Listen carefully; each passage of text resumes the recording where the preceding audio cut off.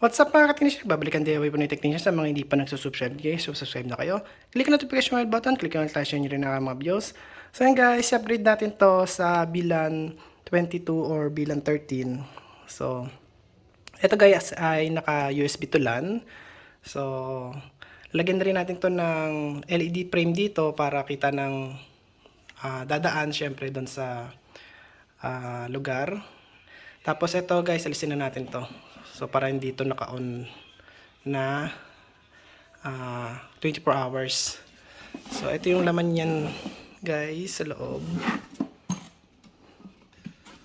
So upgrade lang natin to guys kasi meron na tong mga devices. So power supply niya 12 volts 5 amps. Tapos mga naka USB to LAN lang siya guys. So ayan oh. Nakasabit-sabit lang mga USB to LAN niya. Oh. So gagawin natin dyan ay unmanaged switch. So yung ganitong unmanaged switch okay na to guys kasi ito ay ayan.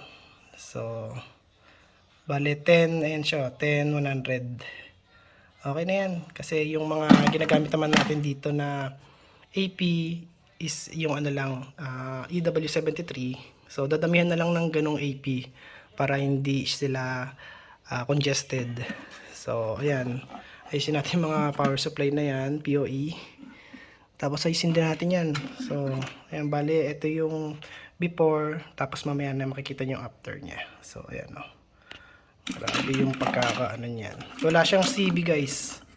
Ayan o, wala siyang CB. Bali naka dalawang relay lang siya. Tapos naka back converter, ayan. 5 volts, 5 amps. So yung fan wala na din. So ayan. At papakita ko sa inyo guys kapag naka-setup na yan guys. Kasi naka-auto up kasi ito guys kaya may dalawang ano yan relay. Yung isa para dun sa my fan, magiging smart fan kasi siya guys.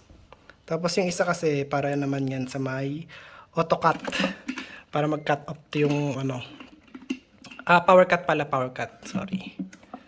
So para mag-off to pagka hindi naka-insert coin. Pag nag-insert coin lang siya mag-on. So ayan guys, at magiging malinis na rin yan.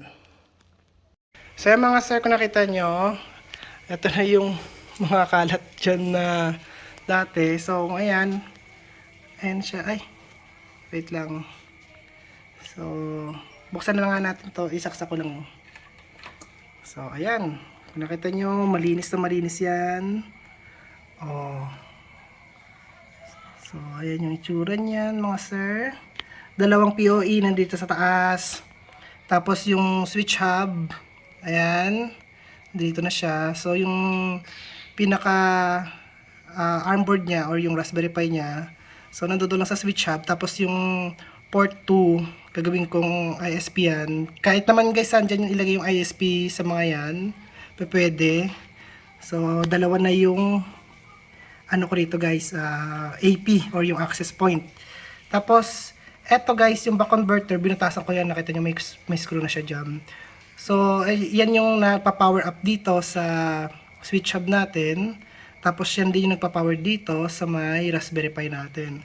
So nilagyan ko siya ng resistor doon. So anti-ghost credit. So kung nakita nyo yung fan, nag-open na. Nag-automatic yan kasi naka-auto up tayo. So naka-smart fan po siya.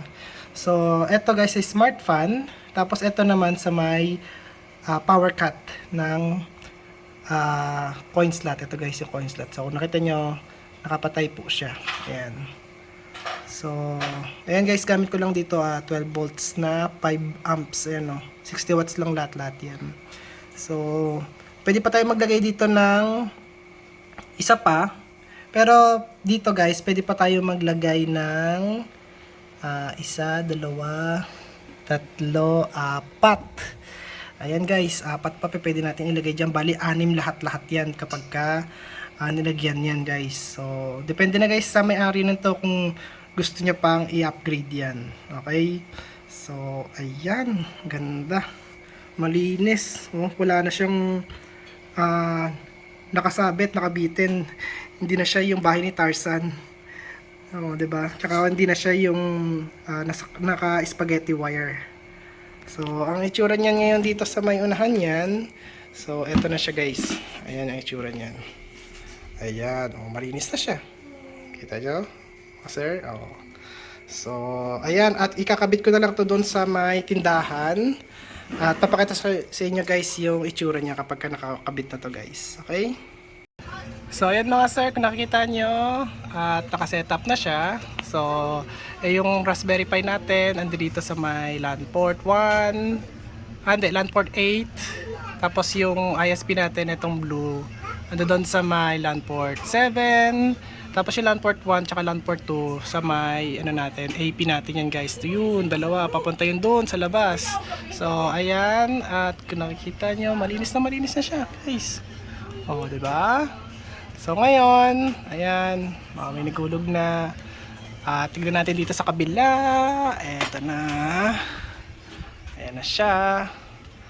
At ganda niya guys, tignan.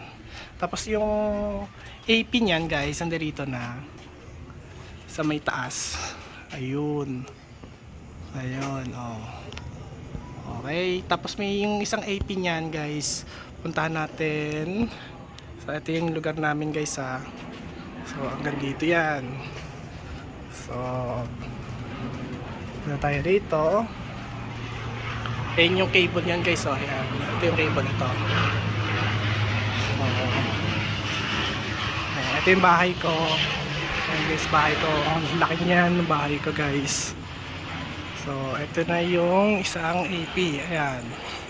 Nasa likod ng bahay ko. Para yung mga ando dito nakatira, meron din silang wifi. Ayan. So ayan guys yung bahay ko. Laki niyan. Ayan. Oh, laki ng bahay ko. So ayan yung camera ko. 4 yung camera. Bale, dalawa dito, isa doon, tapos dalawa dyan. Ayan. So ayan guys yung aking bahay. Tapos meron pa rito na ano yan, doorbell. Ayan. So iMo yan guys, brand. Ang brand din yan, iMo. So ayan guys, at least alam nyo lang. So balik na tayo doon sa may tindahan. So ayan siya mga sir, at kung nakita nyo, bale ito yung tindahan. Ayan, kung nakita nyo, mataas yung piso wifi dito. Tinatasan kasi yung mga bata minsan nang yung sungkit. Ayan, so ayan na siya guys. Oh, 'di ba? Talagang napakalinis niya. So doon sa may-ari, gagawin na lang niya ay dadagdagan niya na lang tong AP niya, tapos sasalpak niya na lang yan dito. So ayan, 1, 2, 3, 4 pa. So pwede pa yan guys, dagdagan ng 4. Kasi dati itong ginamit namin eh. So limited lang siya. 4 lang yung pinaka-limited niya. Ito 6 lahat-lahat. So ayan guys, at kung nagustuhan niyo ang video ko, huwag kalimutan mag-like, share, subscribe, click notification bell button, click nyo guys. Bye. Peace.